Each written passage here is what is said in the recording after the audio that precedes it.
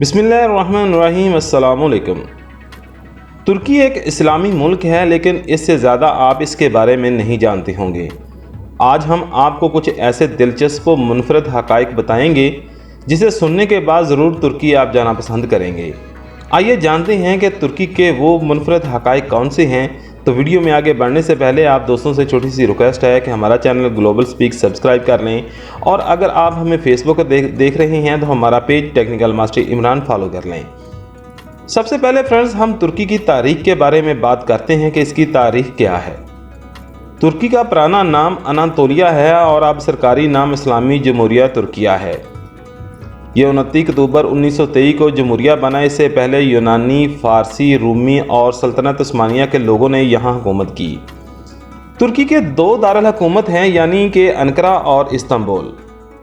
यहाँ की कौमी ज़बान तुर्की क्रंसी लेरा है। यहाँ ज़्यादातर लोग मुसलमान हैं, जबकि इनका कौमी खेल आयल रेसिंग है, जिसमें पहलवानों ने बेहद से ज़्यादा ही जिस्म पर आयल लगा रखा होता है।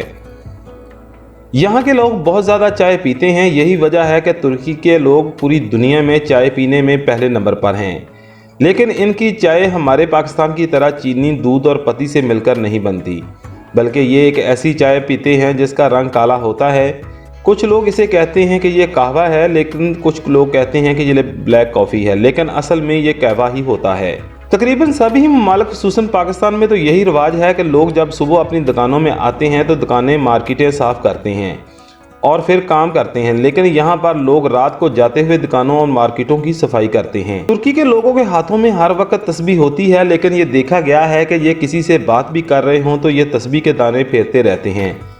अब मालूम नहीं कि ये बात तो किसी और से कर रहे होते हैं, तो ऐसी सूरत हाल में तस्बीह पर पढ़ते क्या हैं। यहाँ का खाना भी बहुत मशहूर है। जब आप किसी होटल या रेस्टोरेंट जाएंगे तो देखेंगे कि यहाँ के लोग तो जिस टिश्यू से मुंह साफ़ करते हैं उसी से ही जूता भी साफ़ करते हैं।